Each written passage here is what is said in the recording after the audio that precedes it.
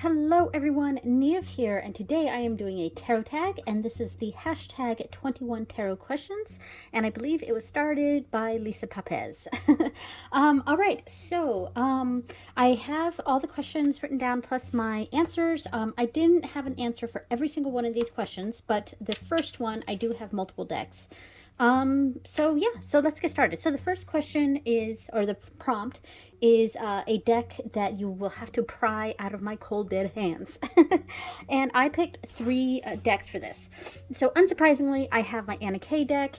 I'm not going to go through each and every deck, just going to pull them out at least and just kind of do that. But yeah, this is my favorite deck, so of course you can pry it out of my cold dead hands. So then of course the other two I have on here are two of my other newest favorites, and that is the Wonderworld Tarot. Love this deck. This is fantastic. I'm just going to pull it out real quick since there are 21 prompts, so I don't want to go through every single deck. Yeah, so love this deck, like, a lot. Yeah, just showing some of the cards. This is my Alice in Wonderland themed deck. You can pry it out of my cold dead hands. And of course, my Star Trek Tarot. And this is not the TNG one, the Insight Editions. This is the independent original series Star Trek Tarot, and it is fantastic. The creator also reached out to me after I did a walkthrough of this on my channel, and he was super gracious. Yeah, I'm a big time Trekkie, and I really wanted a really good Star Trek Tarot deck. And I do like the TNG one, but the lazy pips are just, you know, I can't handle that. So this is the good Star Trek deck, and my husband actually got it for me. So you can pry this one out of my cold dead hands. All right, let me put these away, and we'll get to the next prompt. Okay, so the next prompt, whoops, almost dropped the book. The next prompt is my Guilty Pleasure deck, and this is actually one of the ones that I don't have an answer for. I don't have any guilty pleasures. Yeah, I mean, I don't know how to quite interpret the deck. There's, how I sort of interpret guilty pleasure is a thing, a show, or something that's maybe kind of made fun of sometimes, or isn't very deep, or something like that. But you just still really enjoy it. And so, for example, my guilty pleasure TV show is Love is Blind. I love it. It's my only, like, big trash TV show, and I love it. But I don't really have a deck that sort of fits that for me. So I left this one blank. All right, so the next one after that is a deck you wish existed. Okay, so because of that, I don't have a deck to show, but I wish, going back to the whole Star Trek theme here, I really wish there was a TNG deck, a good one. Yeah, so the Insight Editions deck is, I mean, the court cards and the majors are okay. At least there's somewhat of a scene. But the pips are just really lazy pips, and I just yeah, I wish there was a good version kind of like this of TNG, and I believe the creator of this might be trying to do something like that, but we'll see. All right, so next prompt is a deck you would give to a new reader. So I also don't have a deck for this because I kind of just have a general answer to this, and a deck that I would give to any new reader would be any RWS clone. Honestly, I mean, and that really depends on what system the new reader wants to go through, because if they want to go through Thoth or Marseille or something like that, then of course something like that, a deck appropriate to that. But most people who are just coming into tarot are really coming in through the RWS, Rider-Waite-Smith, God, I couldn't speak, route there. And so in that case, honestly, just any RWS clone. So that's my answer there. So a deck that you never clicked with. All right, so I have a deck for this one, and that is the Wild Unknown Tarot. I do really like this deck. It's just, we never clicked. Obviously, I'm not going to get rid of it. I love the Wild Unknown Animal Spirit Oracle. And the bag that I made for it, it matches with this one. It's just got a cheetah and it's facing the other way, but it's also a rainbow thing too. But yeah, that deck I like. But for some reason, I just have never been able to really click with this deck. It's beautiful. Don't get me wrong. I really like the artwork a lot. It's just, I don't know. We've just never clicked. I hope someday we do though. So, oh, here's the booty card. Yeah, so anyway, I like it, but it's just, we've never clicked. So yeah, so that is a deck you've never clicked with, and that is the Wild Unknown Tarot. So I'm just gonna, not even pause, I'm just gonna go ahead and put this away. All right, so the next category is a deck you only keep for the artwork. So I have the Shadowscapes for this. I wasn't quite sure what I was going to pick for this because I do have a lot of decks that I got for the artwork, but I managed to find a use for them or something along those lines. But this deck is one where, I don't know, like we had our moment together when I first got this deck, and I absolutely adored it. I loved it. But there's something about this that's just kind of hard to read, if that makes sense. Yeah, and if you're hearing beeping, that is the song of the dishwasher. It just finished. It plays a little MIDI song. Anyway, so yeah, this, I mean, I think the artwork in this deck is absolutely stunning, but it's just not a deck I read with, really. I try to. I keep trying to bring it back in my rotation and to read it and to look into the symbolism of what's on the deck. But yeah, in general, this is a card I really just keep because it's pretty. Yeah, so anyway, so that is a deck that I only keep because of the art, and I would have to go with the Shadowscapes Tarot. All right, let me put this away, close it up. All right, and I don't even have a bag for it, so that kind of says something. I do plan to make a bag for it, though. So yeah, anyway. Next on the list is a deck you only bought because everyone else had it. So I have the Lightseers Tarot. That's what I chose for this category. Yeah, this is one of the decks I bought when I was just getting, oops, sorry, bumping the camera. Sorry about that. This is one of the decks that I bought when I was coming back into tarot after a long hiatus, and I saw this one, and like people were raving about it. It was really, really popular. I mean, it was after it had gone to mass market. It wasn't in independent anymore. But I think the artwork on this is just absolutely stunning.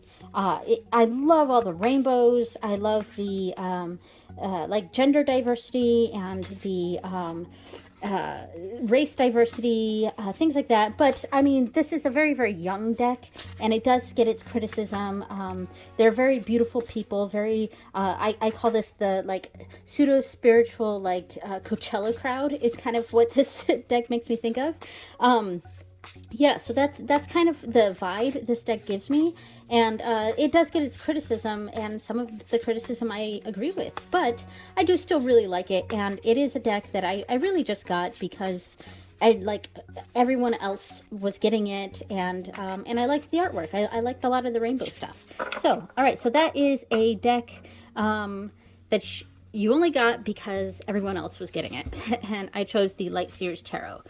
All right, so next up, a deck that goes over your head. This was an easy pick for me.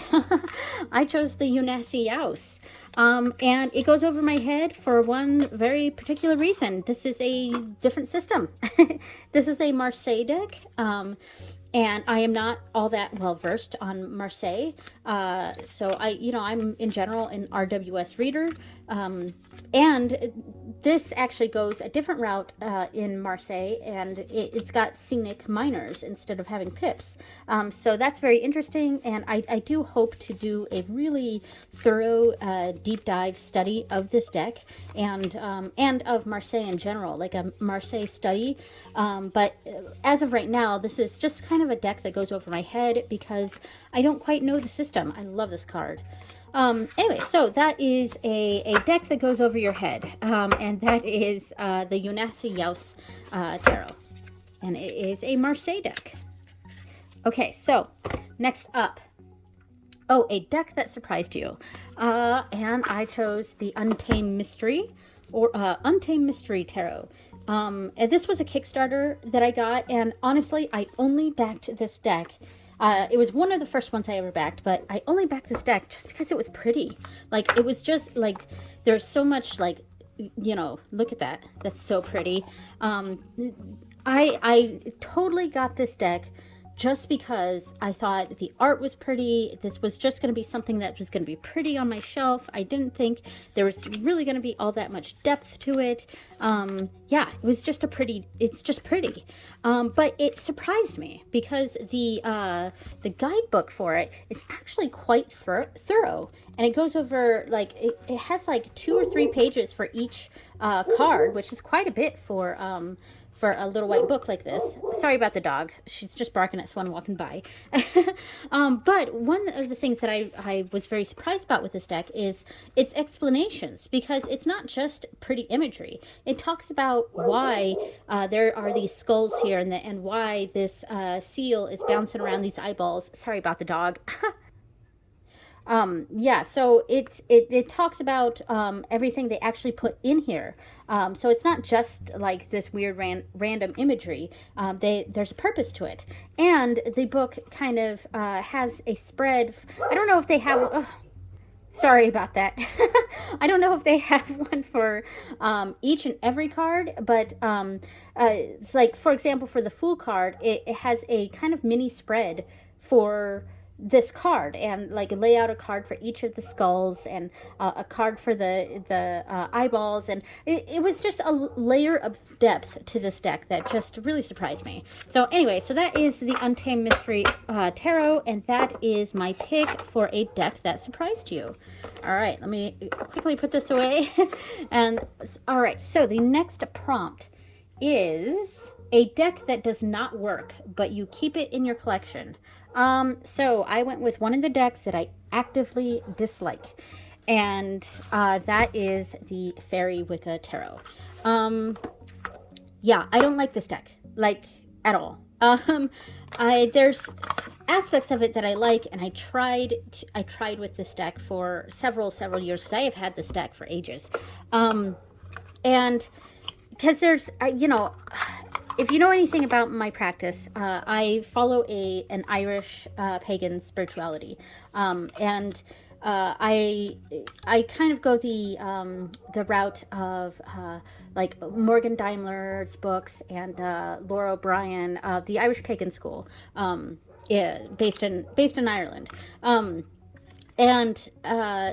But I got this deck early in my practice, back when my practice was more Wiccan based, long before I really kind of learned more about Irish paganism. But I'd always been attracted to Irish paganism, and that sort of realm. I don't know what words I'm trying to say here.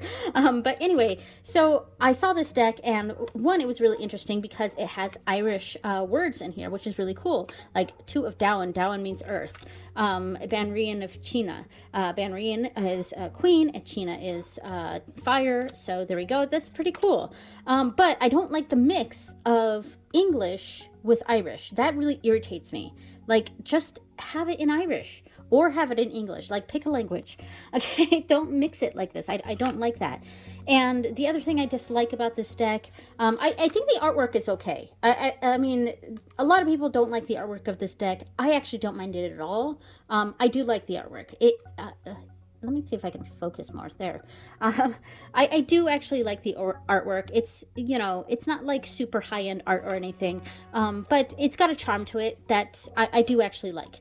But the criticism that this deck gets, and the Fairy Wicca path in general, is one of, well, I guess, cultural appropriation. And this deck is, I don't know, it's more a problem with the Fairy Wicca by this author, because she's the one that created that path. It's more that path that I have a problem with, and I don't want to get too into it in this video.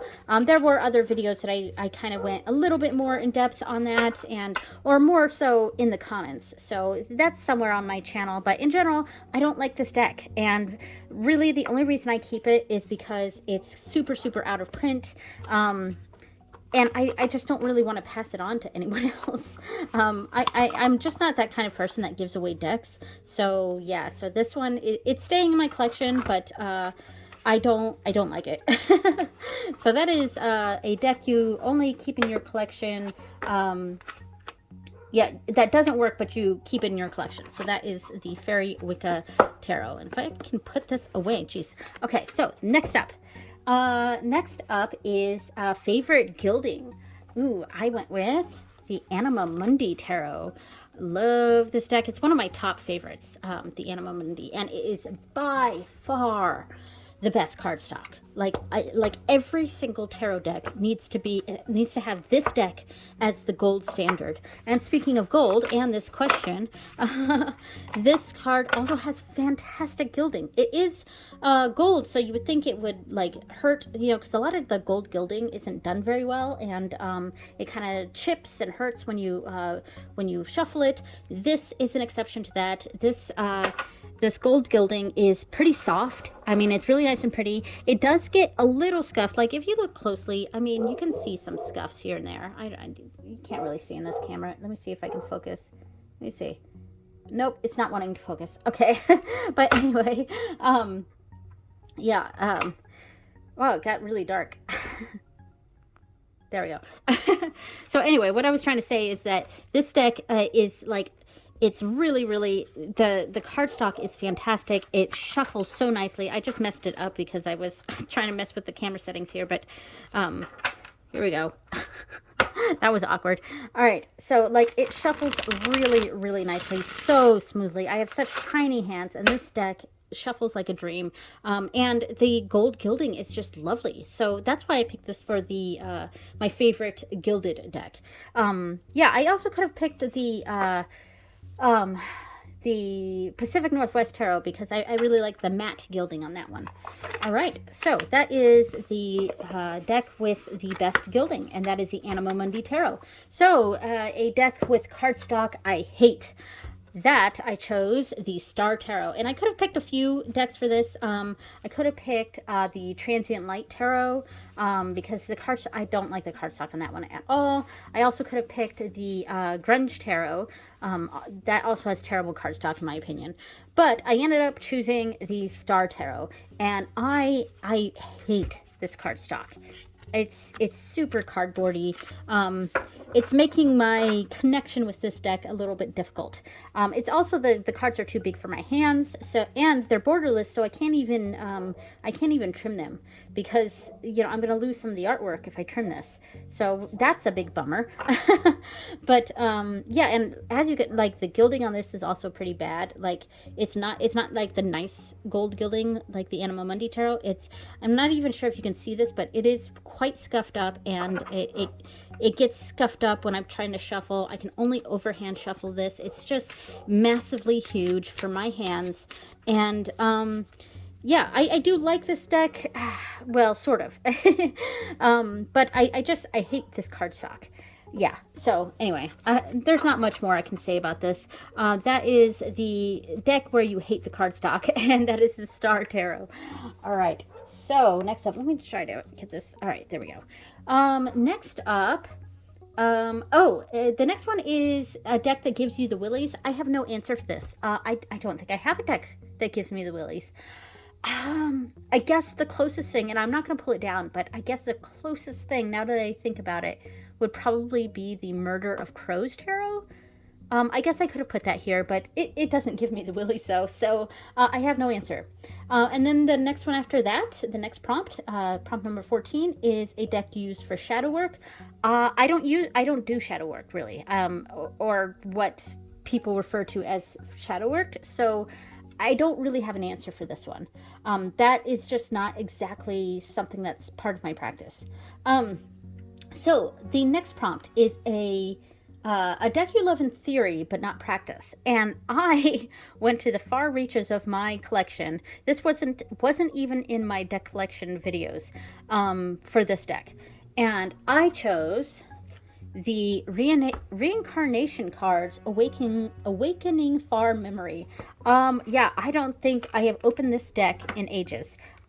This is a deck, it's basically a reincarnation kind of deck, and I mean, it comes with a book in here. It is very interesting. Like, oh, is this an extra? Oh no, that's the, so it is a very interesting deck, and it's fun. And I used it years and years ago when I would read for others and do kind of like past life spreads or past life readings, because this was quite interesting, and I like the concept of it, but I don't think it's done very well, and I feel like there's maybe too much missing from it. So it has different sections here.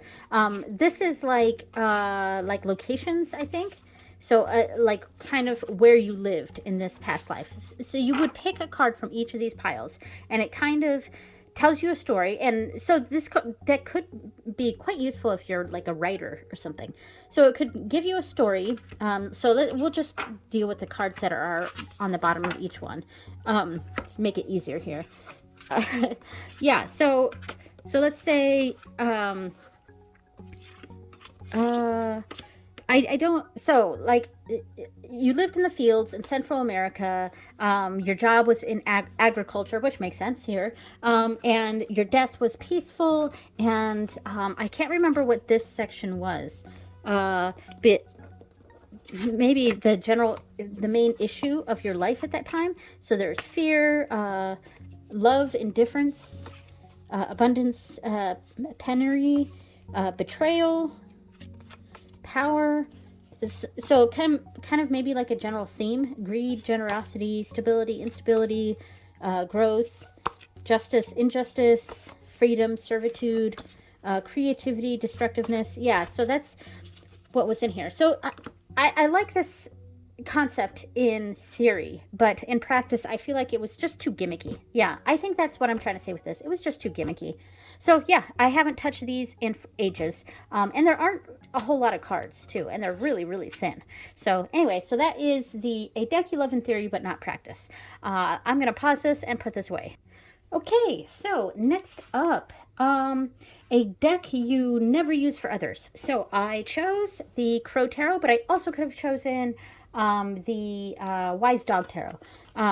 Basically, these are the decks that these two decks I only use for specific deities. Yeah, so I wouldn't use these decks for anything else aside from reading for myself with my deities. So yeah, so this is the deck that I only use with On Morrigan.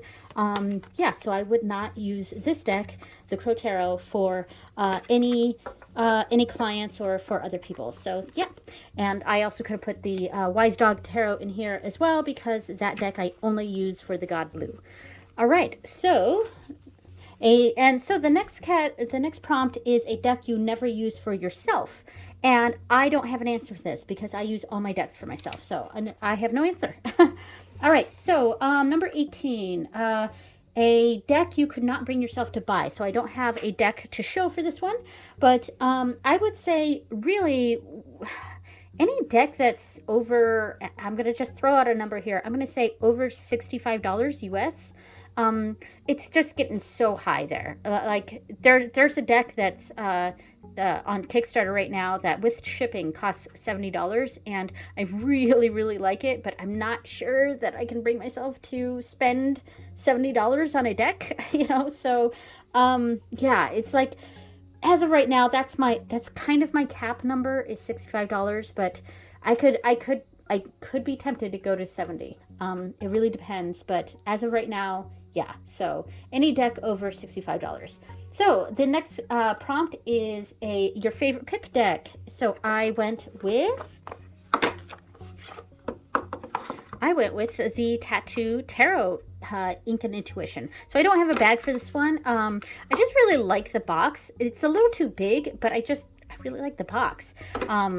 Yeah, but the box itself is just way too big, especially if I made a bag for it. So if I made a bag for this, it would just be it would be outside of the box. But anyway, so yeah, I mean, this is a super cool deck. I mean, I have my issues with it. It is a good practice reader for Marseille, and it will definitely be one of the decks that I use for my Marseille study. So yeah, I just really like it. It's a really good pip deck.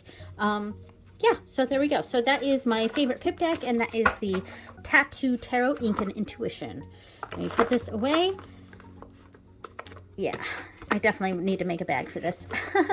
All right, so the next prompt is a deck that slaps you with the truth. I went with my second favorite tarot deck, which is the Book of Shadows So Below.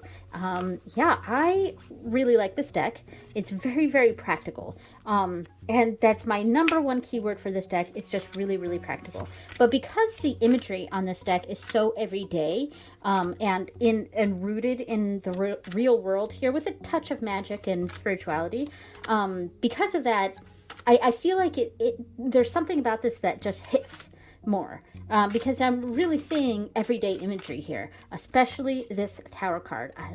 It's my all-time favorite tower card.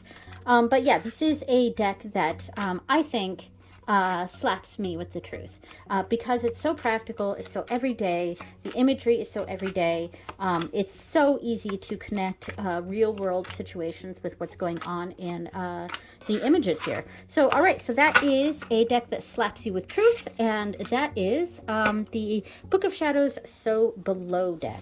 All right, so final prompt, and I do not have a deck for this one, so we'll just go ahead and read this. So a deck that got away. Yeah, I would say it is the